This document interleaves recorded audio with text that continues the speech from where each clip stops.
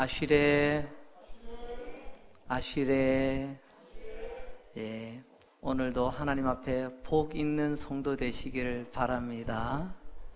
이번 한 주간 우리가 은혜 집회를 통하여 복 있는 사람, 아쉬레, 참 귀한 은혜를 받고 이제 오늘 다시 주의 날 함께 모여 하나님 앞에 예배를 드리게 되었습니다. 우리 간혹 우리 주변에 보면 이런 사람들이 있습니다. 아니, 저 사람 왜 저래? 왜 저 사람은 저렇게밖에 못할까? 좀 안타까움을 자아내는 그런 사람들이 있습니다. 왜 그럴까요? 다른 많은 이유들도 있겠지만 결정적인 이유는 그 사람이 그런 습관을 가지고 있어서 그렇습니다. 습관은 쉽게 바뀌지 않거든요. 그래서 습관이 인생을 결정한다라는 말이 있습니다. 여러분들은 어떤 복된 습관을 가지고 계신가요? 그러면 여러분들은 복 있는 사람, 아쉬레의 삶을 살게 될 줄로 믿습니다. 그러나 알고는 있지만 그것이 내게 습관이 되지 않으면 그저 그림의 떡이 될 수밖에 없습니다. 아브라함에게도 이러한 믿음의 습관인 복 있는 습관, 좋은 습관이 있었습니다. 그 습관 오늘의 주제로 맞추자면요, 아브라함은 제단을 쌓는 습관이 있었습니다. 어디를 가든지 아브라함은 항상 제단을 쌓는 습관, 제단의 흔적이 남아있더라는 거죠. 신에게 제사 드리는 단을 넓은 의미에서 제단이라고 부릅니다. 그래서 이 말을 오늘 우리말로 바꾸자면 예배라는 말로 바꿔볼 수가 있을 것입니다. 아브라함은 어디를 가든지 하나님 앞에 제단을 쌓는 습관을 가지고 있었습니다. 오늘도 본문에 보면 두 군데에서요, 7절과 8절에서 또 앞으로 창세기 13장을 보게 되면 4절과 18절에서도 아브라함은 하나님 앞에 제단을 쌓는 이런 귀한 습관을 보여줍니다. 이런 습관이라는 말과 습관적이라는 말은 비슷한 것 같지만 참 차이가 납니다. 예배가 습관이 되어 있는 사람이라는 뜻과 습관적으로 예배를 드린다는 것은 전혀 다른 의미입니다. 내용 없이, 알맹이 없이 껍데기만 드리는 습관적인 예배가 아니라 마음과 정성을 담은 진짜 예배, 바른 예배가 몸에 배어 있는 것, 이게 바로 예배의 습관이 있는 사람이라고 말할 수가 있습니다. 창세기 22장에 보게 되면 아브라함의 예배가 껍데기 형식적인 예배가 아니라 정말 진짜 마음과 정성을 담은 예배라는 것을 알 수 있는 모습이 나옵니다. 하나님께서 어느 날 아브라함에게 100세에 얻은 아들 이삭을 제물로 바치랍니다. 제물을 바치려면 제물을 쌓아두는 곳, 바로 그것이 제단이거든요. 아브라함은 그 아들을 묶어 눕혀놓고 칼로서 아들을 잡으려고 하는 그 제단을 쌓았습니다. 그때 하나님께서 아브라함의 그 손을 멈추게 만드십니다. 아브라함의 제단이 흉내내기 제단이 아니었다라는 것을 보여주는 아주 중요한 흔적이 되는 장면입니다. 아브라함은 믿음의 순례자입니다. 그런데 그 믿음의 순례자, 우리도 믿음의 순례길, 인생의 여정을 걸어가고 있지 않습니까? 그런 아브라함에게 왜 예배가 필요했을까요? 왜 제단 쌓는 게 필요했을까요? 그저 예수 믿다가 하나님 부르시면 천국 가면 그만 아닌가요? 여러분, 우리는 지난 시간 이렇게 출발하라, 출발을 어떻게 해야 되는지에 대해서 말씀을 나누었고요. 출발하여 우리 믿음의 여정, 믿음의 순례길에서 어떤 믿음의 흔적들로 남게 되는가, 바로 믿음의 제단, 예배의 흔적이 남아야 된다는 것을 오늘 우리는 보게 됩니다. 순례길 길목길목마다 아브라함이 드렸던 그 예배, 과연 그 예배를 오늘 우리도 드릴 수 있을까요? 그래서 오늘 말씀, 순례길을 떠나는 믿음의 사람들이여 이렇게 예배 드리라, 이렇게 예배하라, 그런 제목을 가지고 말씀을 전하려고 합니다. 첫 번째로 예배는 힘겨운 현실을 이겨내는 힘을 얻는 샘물과 같습니다. 사슴이 뛰어놀지만 목마른 사슴은 그 가파른 언덕을 오를 수가 없습니다. 힘겨운 그 골짜기를 쉽게 지나갈 수가 없습니다. 예배는 현실을 이겨내는 샘물과 같이 우리에게 새 힘을 공급해 줍니다. 그래서 순례자의 길, 이 나그네 길에서는 반드시 예배를 드려야만 하는 것입니다. 5절에 보게 되면 아브라함이 마침내 가나안 땅에 들어갔다라고 말했습니다. 가나안 땅에 도착했어요. 저 이방 땅 우르 지역에서 말입니다. 거기서 그 하란 땅에서부터 와서 이제 드디어 가나안 땅까지 왔습니다. 그리고 한 걸음 한 걸음 나아가다 보니까 오늘 6절에 세겜이라는 곳까지 도착했답니다. 외국에서 우리나라 배를 타고 도착을 했습니다. 부산항에 도착을 했습니다. 아이고, 언제 대한민국에 한번 가보나 했는데 어느 날 보니까 대한민국에 도착한 거예요. 근데 또 한 걸음 한 걸음 올라가다 보니까 부산을 지나 대구를 지나 대전을 지나고 있더라. 뭐 이런 표현입니다. 가나안 땅에 5절에는 도착했는데 그 가나안 땅에서 또 한 걸음 한 걸음 들어가다 보니까 세겜이라는 곳까지 오게 되었다는 말씀입니다. 이런 말이 있습니다. 파도 없는 바다 없고 바람 없는 언덕 없다. 무슨 말입니까? 우리 인생길 가는 길 골목골목마다 우리가 원하지 않아도 언제든지 파도는 일어나고요. 이 골목 지나가면 또 다른 파도가, 저 골목 지나가면 또 다른 바람이 언제나 우리를 기다리고 있더라는 것입니다. 가나안에 도착했습니다. 그럼 끝인 줄 알았어요. 근데 그게 아니었습니다. 가나안에 도착했지만 그 다음 길들은 또 첩첩산중이라는 것을 보여주고 있습니다. 오늘 6절 말씀을 보십시오. 아브라함이 그 땅을 지나 세겜 땅 모래 상수리 나무 이르니 그때 가나안 사람이 그 땅에 거주하였더라. 그때의 그 땅에, 이게 현실입니다. 가나안 땅은 무주공산, 즉 주인 없는 땅이 아니었습니다. 하나님 약속 믿고 천신만고 끝에 가나안 땅에 도착해서 가나안 깊숙한 곳까지 한 걸음 한 걸음 들어가는데 그때 거기에 원주민이 있더라는 겁니다. 가나안 주민이 있더라는 거죠. 여러분, 가나안 땅에 가나안 사람들, 어떤 사람들이죠? 우리 여호수아서를 보게 되면 가나안 땅의 사람들이, 여러분, 이 이스라엘 백성들이 볼 때는 엄청나게 체격이 좋은 사람들, 한마디로 말하면 싸워도 게임이 안 되는 그런 사람들이라는 것을 알게 됩니다. 여러분, 그런 가나안 사람들 보는 아브라함의 마음은 어땠을까요? 마음이 철커덕, 마음이 내려앉고 두렵고 떨리지 않았을까요? 그게 약속의 땅 가나안 땅에 들어와 세겜 땅에서 경험한 아브라함의 모습입니다. 그때 거기에 누가요? 내가 상대할 수 없는 가나안 사람들이 있더라는 것입니다. 여호수아에서 우리가 살펴본 그 말씀처럼, 조금 전에 또 나눴던 말씀처럼, 한 바람 지나고 나니 또 바람이 불어오고 한 파도 건너고 나니 또 더 거센 파도가 내 삶에 몰려오는 것. 아브라함은 그것을 경험했습니다. 그때에 거기에 그 땅에 가나안 사람들이 있더라.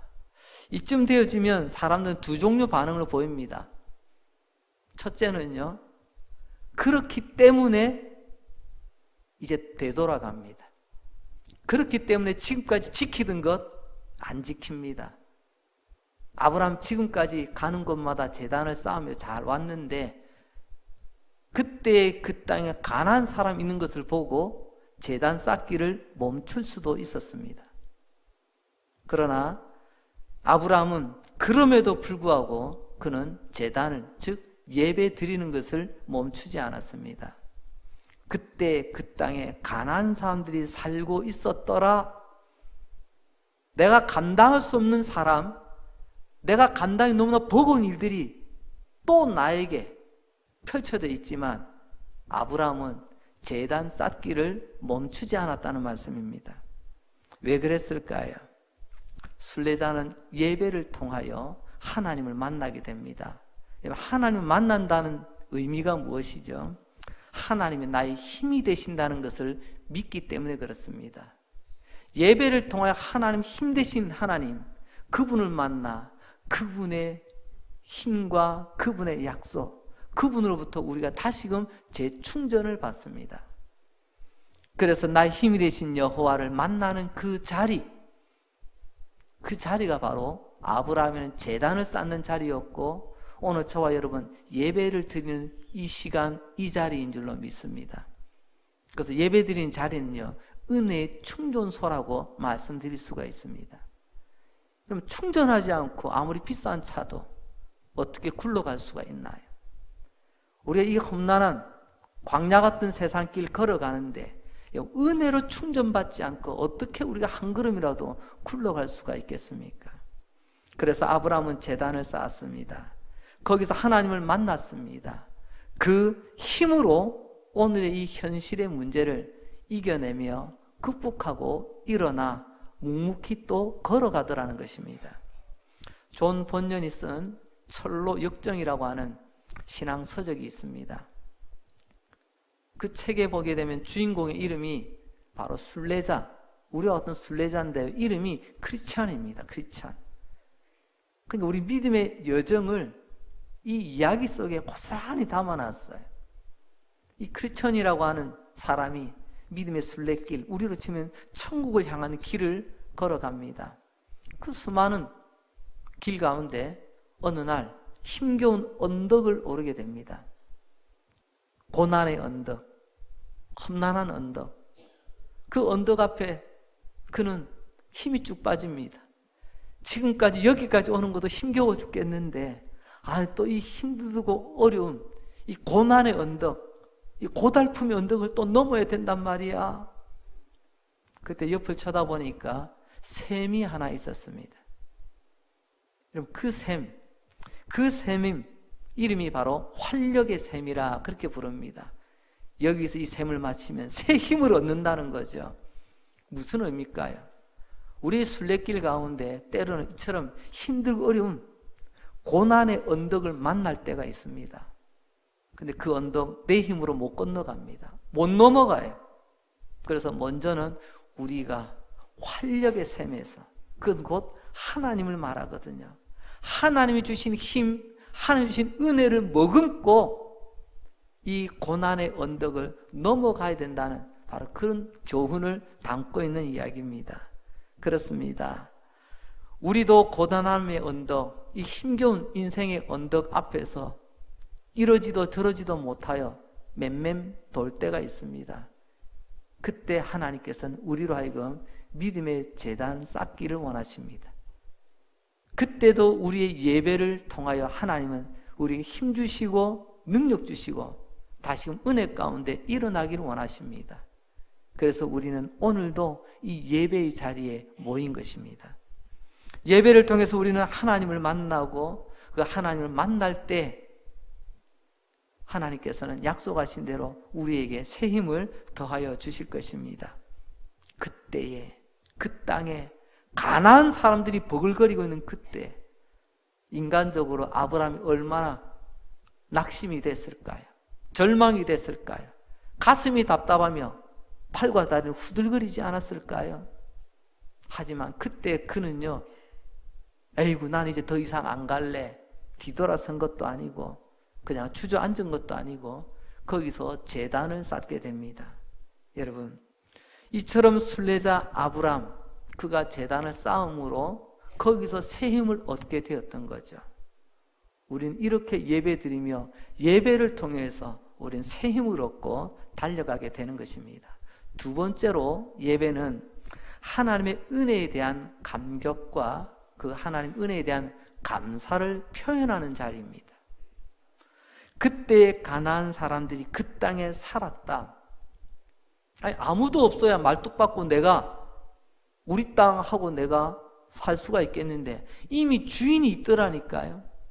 이미 먼저 와 있는 사람들이 있더라니까요. 참 답답하지 않습니까? 어떻게 하면 좋습니까? 다 되었다 싶었는데, 큰 파도 지났는 줄 알았는데, 이제 바람이 없는 줄 알았는데, 파도는 여전히, 바람은 여전히 내 인생 앞으로 불어오더라는 것입니다. 아브라함도 참 답답했습니다. 사실 그 가나안 땅에 아브라함이 아는 사람 몇 명이나 있었을까요? 난생 처음 걸어보는 그 길입니다. 아는 사람 아무도 없습니다. 낯선 땅, 이방인입니다. 오직 아브라함이 아는 것은 하나님 한 분밖에 없었습니다. 그때 그 가나안 땅의 사람들, 아브라함 상대가 안 됩니다. 이제 어떻게 하면 좋죠? 바로 그때 하나님께서 아브라함에게 나타나셨습니다. 오늘 7절 말씀을 보십시오. 여호와께서 아브라함에게 나타나 이르시되, 언제요? 그때 그 땅에 가나안 사람들을 보고 당황해하는 아브라함을 보시고 하나님께서 나타나셨답니다. 아브라함이 부른 것 아니에요. 그 당황해하는, 그 어쩔 줄 몰라 하는 그 아브라함을 보시고 하나님이 급하게 아브라함 앞에 나타나신 것입니다. 아브라함이 이런 모습 가운데 있을 때 하나님 나타나셔서 하나님 이런 말씀하십니다. 이 땅을 너의 자손들에게 주겠다. 하나님 이 약속을 주십니다. 나는 지금 이러지도 저러지도 못하고 참 난감한, 답답하기 그지없는 상황인데 하나님이 불쑥 나타나셔서 아브라함, 이 땅을 너의 자손들에게 줄 거야. 이 말은 곧 뭐죠? 너희 눈앞에 있는 이 사람들 겁내지 마. 네 앞에 있는 이런 문제들 무서워하지 마. 내가 다 해결해서 내가 너에게 줄게. 하나님 이 약속의 말씀 아브라함이 지금 듣는 것입니다. 여러분, 그러자 아브라함이 어떻게 반응했을까요? 이야, 아무 내가 걱정이 됐는데, 염려가 됐는데, 저 사람들 싸워서 이기기는커녕 지금 있는 내 것도 다 빼앗길 것 같아. 이 목숨이라도 이거 붙일 수 있겠나? 걱정, 근심, 불안, 그 답답함이 가득 차 있는 그에게 하나님이 나타나셔서 말씀하셔서 내가 이거 다 정리해 줄게, 해결해 줄게. 이 땅은 너의 자손들이 마음껏 쓰도록 내가 줄 거야. 이 하나님의 약속의 말씀을 듣고 아브라함이 얼마나 감격했을까요? 그래요, 하나님. 나 답답한 것 아시고, 나 힘든 것 아시고, 아무도 나를 도와주지 않는데 하나님 내게 이 말씀 주셔서 감사합니다. 이 약속 주셔서 감사합니다. 그때 아브라함의 반응이 뭐죠? 제단을 쌓는 모습입니다. 여러분, 거기서 제단을 쌓고 아브라함은 그 하나님의 은혜를 은혜로 깨달을 때 감격이 됐어요. 그리고 그 감격이 감사가 되고 그 감격과 감사의 흔적이 예배가 되더라는 것입니다. 할렐루야.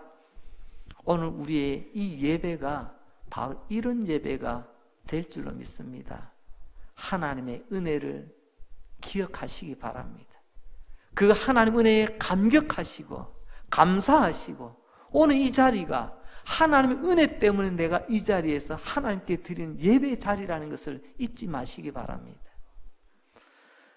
그때는 보이지 않았습니다. 여러분, 그때는 안 보이는 게 은혜입니다. 희한하죠? 앞에 보이는 것은요, 소망이라고 부릅니다. 그러나 은혜는요, 항상 뒤돌아보면 보이는 것이 은혜입니다. 이상하지 않아요? 그때는 몰랐어요. 왜 나를 그렇게 아프게 하셨는지, 왜 나를 그렇게 힘들게 만드셨는지, 왜 내 가는 길을 막으셨는지, 왜 나에게 그렇게 하염없이 눈물 흘리게 만들고 왜 나를 그렇게 참 외롭게 만들었는지 그때는 몰랐어요. 하지만 지나놓고 보니까 이게 다 하나님의 은혜였더라. 뒤돌아보면 보이는 것이 하나님의 은혜입니다. 그 하나님의 은혜에 감격하고 감사하여 하나님 앞에 드리는 아브라함의 최고의 표현, 그게 제단을 쌓고 예배를 드리는 것입니다. 오늘 우리도 마찬가지 아니겠습니까? 우리의 가는 길, 그때는 힘겨웠어요. 서글펐습니다. 때로는 답답하고 힘들고 외롭고. 하지만 하나님의 말씀 듣고 돌아보니 하나님의 은혜였군요. 하나님의 나를 위한 하나님의 배려셨군요. 이걸 깨닫는 사람이 예배 가운데 하나님이 기뻐하시는 우리 믿음의 제단을 쌓게 되는 줄로 믿습니다. 우리는 아브라함보다 훨씬 어렵고 힘든 세월들 살아가고 있지 않습니까? 여러분의 인생을 뒤를 가만히 돌아보시기 바랍니다. 꽤 짧지 않은 시간들을 달려왔습니다. 내 인생의 굽이굽이 골목골목마다 하나님께서는 그때 거기서 나를 위하여 놀라운 일들을 행하고 계셨다는 것, 그때는 몰랐지만 이제는 알 수 있습니다. 그래서 우리는 고백합니다. 지금까지, 여기까지 하나님의 은혜로 달려왔다고 말입니다. 예배는 하나님의 은혜에 대한 반응이 있는 자리입니다. 예배는 출석하고 끝나는 자리가 아니에요. 여러분, 아벨의 제사와 가인의 제사, 쉽게 말하면 아벨의 예배와 가인의 예배, 예배도 두 종류가 있습니다. 후딱 해치우는 예배, 가인의 예배죠. 하나님의 반응은 전혀 상관이 없습니다. 내가 이렇게 해서 내가 했어, 끝나는 거죠. 그런데 아벨의 제사는요, 하나님이 기뻐 받으시는 예배입니다. 오늘 저와 여러분의 예배가 하나님이 기뻐 받으시는, 하나님의 은혜를 은혜로 깨닫고 거기에 감격하고 거기에 감사함으로 하나님 앞에 표현해 드리는 예배가 되어야 될 줄로 믿습니다. 그때 나타나신 하나님, 아마 아브라함이 이렇게 속으로 말할 수도 있을 것 같아요. 하나님 그때 나타나지 않았더라면 나 그냥 고향으로 돌아갔을 거예요. 내 친척 집으로 돌아갔을 거예요. 내 아버지 집으로 돌아갔을 거예요. 딱 그 찰나에, 그 타이밍에 하나님이 나타나셔서 말씀하셔서 내가 하나님께 제단을 쌓고 예배를 드리고 약속하신 그 가나안 땅에 내가 머물게 되었습니다. 오늘 이 시간, 이 예배가 우리 하나님 나타나셔서 우리에게 말씀하시고 이럴까 저럴까 전전긍긍해하는 우리의 믿음의 결단을 내리는 복된 예배 시간 되시기를 바랍니다. 그리고 세 번째로는요, 예배는 믿음의 다짐입니다. 나에게는 다짐하는 것이고요, 또한 세상을 향해서는요, 믿음의 선언, 선포예요. 하나님만 믿고 하나님만 두려워하며 살겠다고 하는 나의 믿음의 결단, 믿음의 다짐, 그리고 세상을 향한 선포라는 말씀이죠. 여러분들 이 시간 하나님을 믿음으로 이 시간 이 자리에 나와 예배를 드리고 있습니다. 이 말은 달리 말하면 온 세상 가운데 내가 믿는 하나님이 참 하나님이시며 나는 하나님만을 사랑하며 또 하나님만 두려워한다는 것을 공개적으로 드러내고 선포하는 우리 믿음의 행위입니다. 창세기 12장 8절 말씀을 봅니다. 거기서 베델 동쪽 산으로 옮겨가다가 결국에는요, 여호와의 제단을 쌓고 어떻게 해요? 여호와의 이름을 불렀다라고 말씀합니다. 아브라함의 또 다른 제단을 쌓습니다. 그런데 앞에 있던 7절의 제단과는 전혀 다른 의미의 제단을 쌓습니다. 여호와의 이름을 부르니. 여러분, 이것은 두 가지 뜻을 가지고 있는데요, 예배는 첫째, 하나님의 이름을 부르는 것입니다. 하나님을 찾아 하나님께 나아가는 것, 이게 바로 우리의 예배입니다. 오늘 예배 가운데 목사님 이름을 부르는 것 아니에요. 장로님, 권사님, 누구, 김집사, 박집사 부르는 자리가 예배의 자리가 아닙니다. 하나님의 이름 부르며 나아가는 자리, 오늘 우리가 하나님 이름 부르며 이 자리에 나오신 줄로 믿습니다. 시편 105편에 보면 하나님 이름 부르며 찬양하고요, 시편 116편에 보면 여호와 이름을 부르며 기도하였다고 하였어요. 오늘 우리 하나님 이름 부르며 예배를 드리는 것입니다. 우리 예배를 받으시는 하나님 아버지.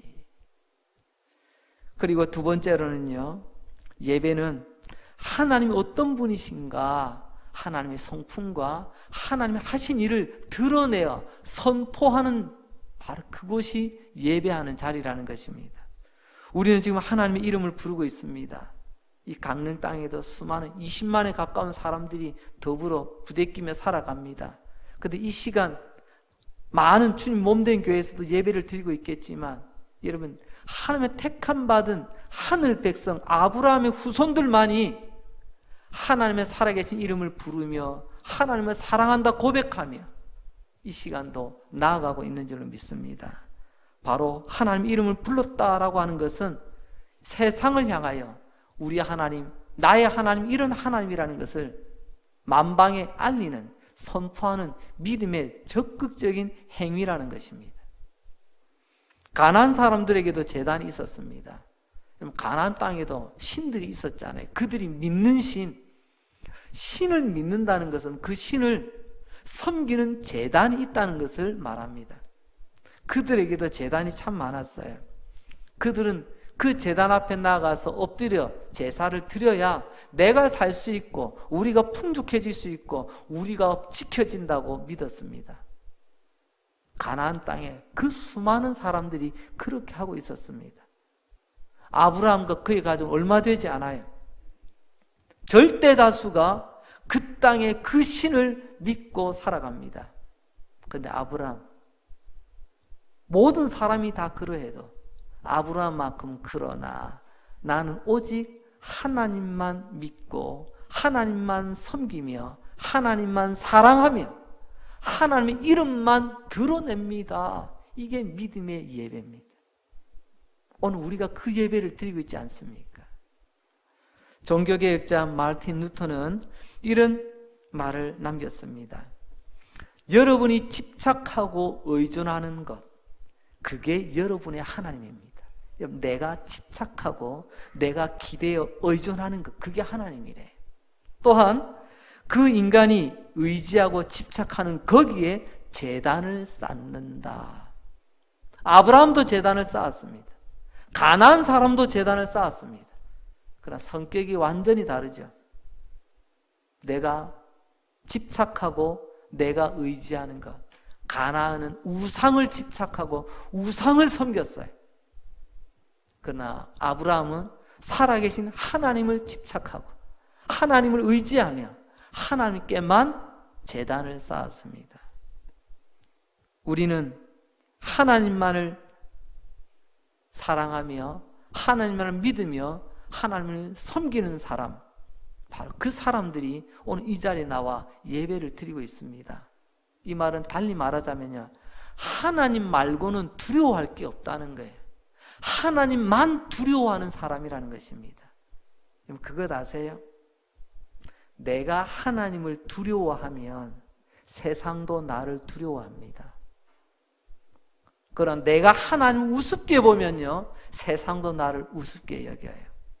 교회도 마찬가지입니다. 하나님을 두려워할 줄 아는 교회는요, 세상도 그 교회를 두려워합니다. 그런데 교회가 하나님을 우습게 보면 세상도 교회를 우습게 보는 거예요.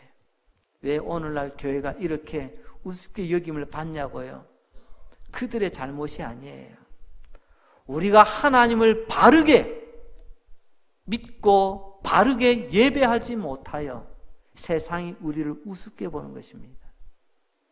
스펄전 목사님 이렇게 말씀하십니다. 하나님을 두려워하는 것은 다른 모든 두려움을 사라지게 한다. 할렐루야. 내가 진짜 두려워할 것을 두려워하면요, 다른 두려움은 다 사라져요. 병원에 가서 때로는 엉덩이 주사를 맞을 때가 있습니다. 저는요, 개인적으로 제 몸에 뾰족한 침 들어오는 게 제일 무서워요. 그래서 갈 수만 있으면 저는 주사를 안 맞으려고 용을 씁니다. 그래도 어쩔 수 없이 맞아야 될 때가 있어요. 근데 우리 간호사 선생님 참 지혜롭게 주사를 주시더라고요. 자, 이거 잘 낫는 주사입니다. 참으세요. 꾹 하고 하는 게 아니더라고요. 어린아이 엉덩이 두들기듯이 주사 주기 전에 항상 엉덩이랑 탁탁 건드리더라고요. 그래 놓고 주사를 놔요. 나중에 물어 왜 그러냐고 했더니 다른 데 탁탁 때리면요 모든 신경이 거기 간답니다. 그래서 주사를 놓을 때 별로 그 느낌이 감해진다는 거죠. 실제로 그런 것 같아요. 그럼 내가 진짜로 다른 데가 더 아프면요, 지금 내게 다른 자그마한 아픔은요 문제가 되지 않습니다. 우리 하나님을 두려워할 줄 아는 사람은요 세상에 다른 것 두려워하지 않습니다. 근데 하나님을 두려워하지 않기 때문에 다른 것이 자꾸 두려운 거예요.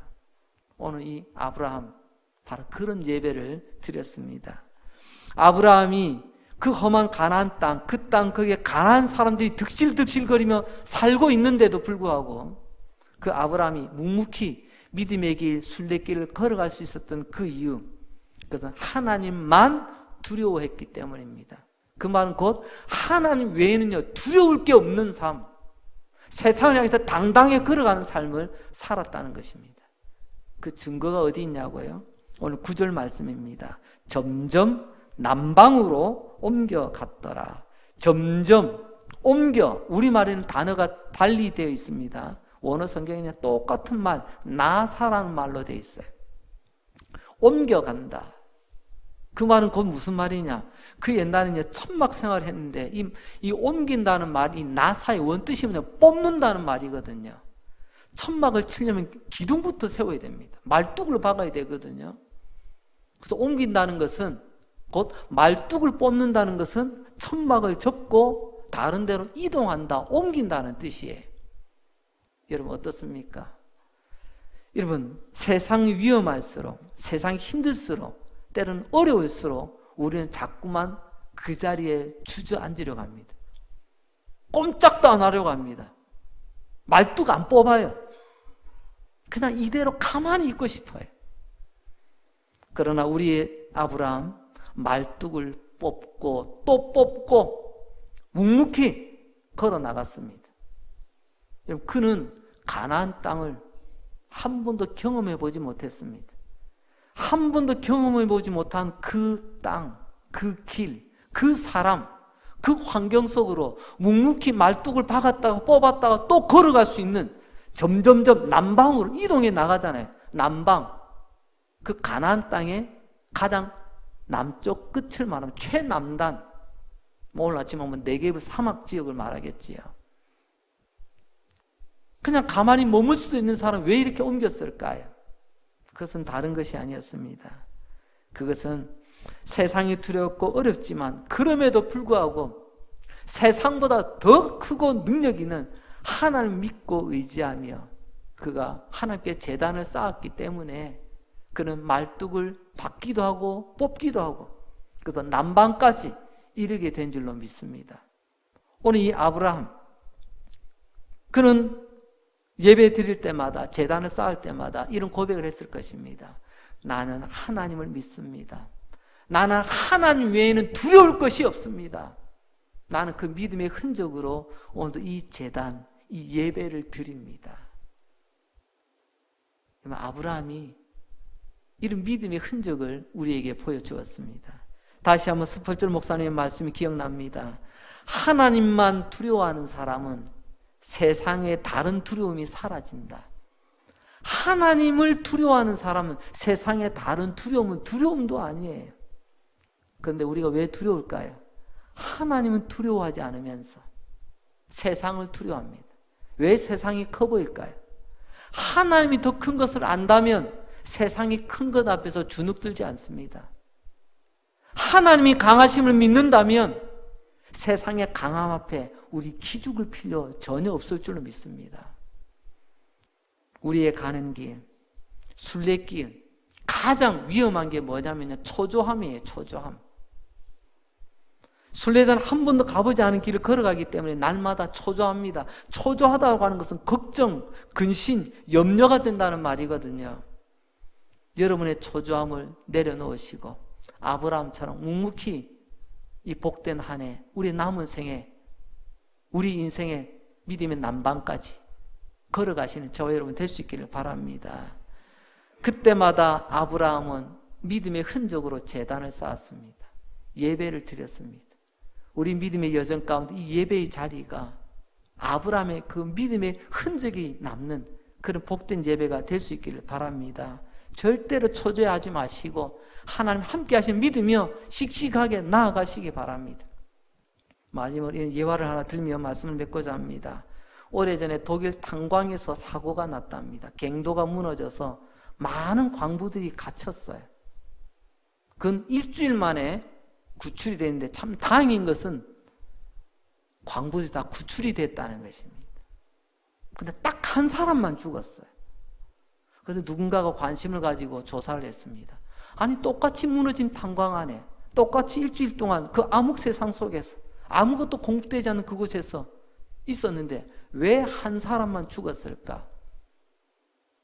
아주 꼼꼼하게 세밀하게 확인을 하며 조사를 했습니다. 결론이 뭔지 아세요? 다른 것도 없었어요.